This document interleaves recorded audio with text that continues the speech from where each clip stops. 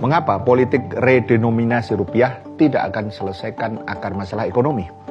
Menteri Keuangan Purbaya Yudi Sadewa berencana melakukan redenominasi rupiah. Kebijakan ini mengubah uang Rp1.000 menjadi Rp1 akan dituangkan lewat undang-undang baru pada tahun 2027.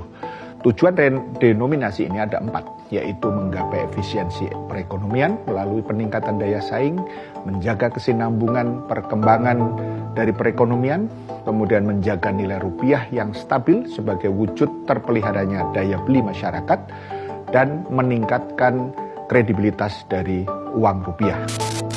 Bukan rahasia lagi bahwa saat ini rupiah termasuk daftar World Top 10 Weakest Currency bersama mata uang sejumlah negara di Afrika. Dengan memangkas beberapa digit nol, nilai rupiah di mata dunia bisa lebih berharga. Begitu pandangan pemerintah. Apa yang dapat kita kritisi dari rencana Purbaya ini?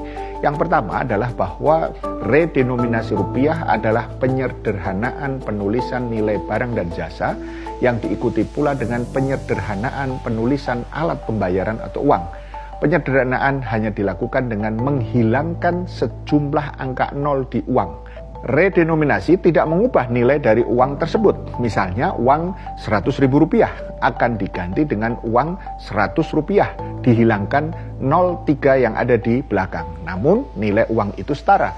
Rencana redenominasi rupiah bukanlah hal yang baru. Wacana ini sudah bergulir sejak 2013. Rencana itu kembali mencuat di era Gubernur BI Agus Martowardoyo. Pada Desember 2016, Agus meminta restu Presiden Jokowi untuk mendukung proses penyelesaian undang-undang redenominasi uang rupiah. Yang kedua, menurut Dr. Darmawan MAB dalam buku Manajemen Keuangan Internasional menyampaikan ada perbedaan antara Sanering yang dilakukan Indonesia pada tahun 1959 yang dikenal dengan istilah Gunting Safrudin, yaitu merujuk pada Menteri Keuangan saat itu, Safrudin Prawiranegara, dan dengan redenominasi dilihat dari bentuk perubahan nilai uangnya, kondisi ekonomi yang menjadi dampaknya, serta proses penerapannya. 1. Redenominasi ialah penyederhanaan nilai mata uang yang dilakukan dengan mengurangi angka 0 pada nilai rupiah. Misalnya, angka Rp1.000 menjadi angka Rp1. Tetapi nilai uang tersebut tetap sama sebelumnya, hanya nominalnya saja yang disederhanakan, yaitu 03 itu di belakang dihilangkan. Sanering adalah pemotongan nilai mata uang yang berakibat daya beli uang terhadap barang serta jasa turun. Contohnya, uang Rp50.000 menjadi nilainya Rp25.000. Dengan demikian, uang yang sama tidak lagi bisa membeli barang dan jasa sebanyak nilai uang yang sebelumnya. Yang kedua, redenominasi umumnya dilakukan pada saat kondisi ekonomi stabil serta sehat, di mana pada saat itu negara mengalami pertumbuhan ekonomi yang baik, inflasi yang masih terkendali, serta nilai tukar rupiah terjaga. Sanering biasanya dilakukan dalam kondisi ekonomi yang sedang tidak sehat, di mana sedang terjadi gejolak ekonomi seperti hiperinflasi, krisis moneter, hingga defisit anggaran. Dan yang ketiga, perbedaannya, redenominasi perlu waktu yang panjang dimulai dari perencanaan sampai tahap penerapannya. Ada 3 tahap yang diperlukan dalam penerapan redenominasi, yaitu persiapan atau sosialisasi, masa transisi dari mata uang lama ke mata uang yang baru, dan masa penarikan mata uang yang lama. Sementara Sanering dapat dilakukan secara mendadak tanpa adanya sosialisasi atau transisi yang memadai. Ketiga, lantas perlukah redenominasi rupiah ini dilakukan sekarang? Ekonom Universitas Andalas, Safrudin Karimi, mengatakan redenominasi hanya mengubah angka yang tercetak di uang kertas, label harga, sistem akuntansi, dan papan pajak. Redenominasi tidak mengubah daya beli, pendapatan real, serta tidak menciptakan lapangan kerja dan tidak memperkuat struktur dari industri.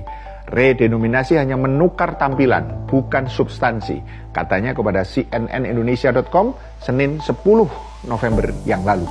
Bahkan bisa memicu inflasi akibat penyesuaian nilai uang tidak sejalan dengan harga barang.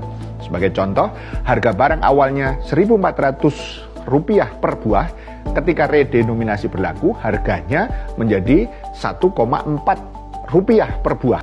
Namun pedagang malah membulatkan ke atas menjadi Rp1,5 dengan alasan Rp0,4 tidak tersedia. Keempat, Maka kalau hanya menukar tampilan tetapi tetap dalam kerangka sistem ekonomi kapitalistik liberal yang melegalisasi bunga, yang menyuburkan korupsi, yang menimbulkan kesenjangan, yang tergantung hutang ribawi, yang mengandalkan pajak dan sektor tidak real seperti pasar saham, sumber daya alam dikuasai ke segelintir oligark swasta, nilai tukar rupiah yang rapuh.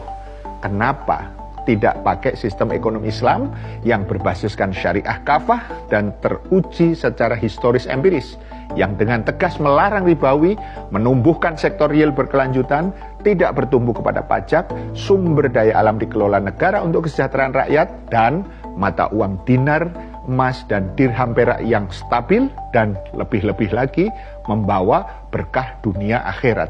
Paham sampai di sini? Salam melek politik.